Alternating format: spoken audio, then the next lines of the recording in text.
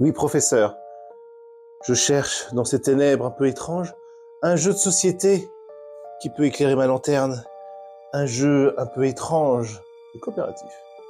J'ai une idée de jeu un peu particulière, un jeu qui sort un peu de l'ordinaire et qui est déjà sorti un petit bout de temps, Pandémie, version Cthulhu, un jeu de société qui est coopératif et dans l'univers de Lovecraft.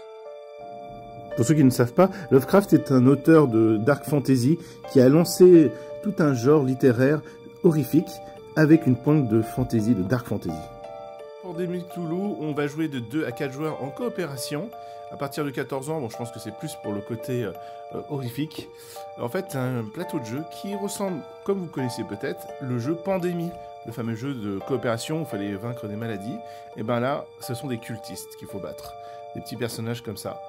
Et il faut fermer en fait 4 portails qui sont sur le plateau.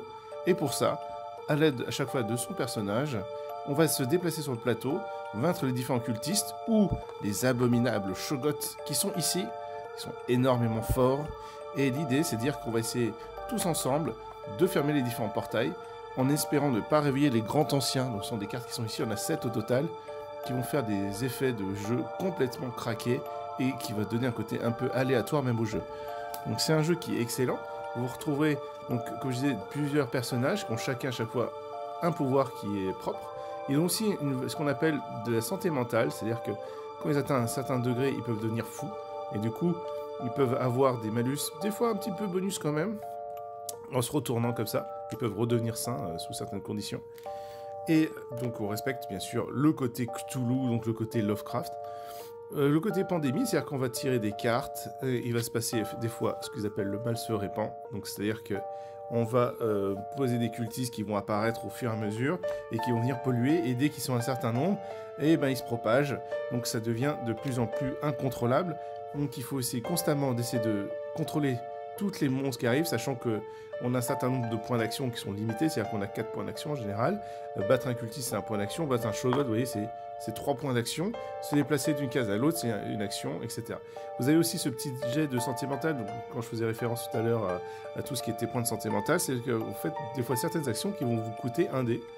Et en fonction du résultat, il se passera quelque chose. Donc voilà, c'est vraiment un jeu excellent. Je trouve qu'il mérite vraiment d'être mis comme un jeu à part parce que c'est un jeu pandémie, mais je trouve que toute l'ambiance est différente avec ce côté Lovecraft, cette esthétique très particulière.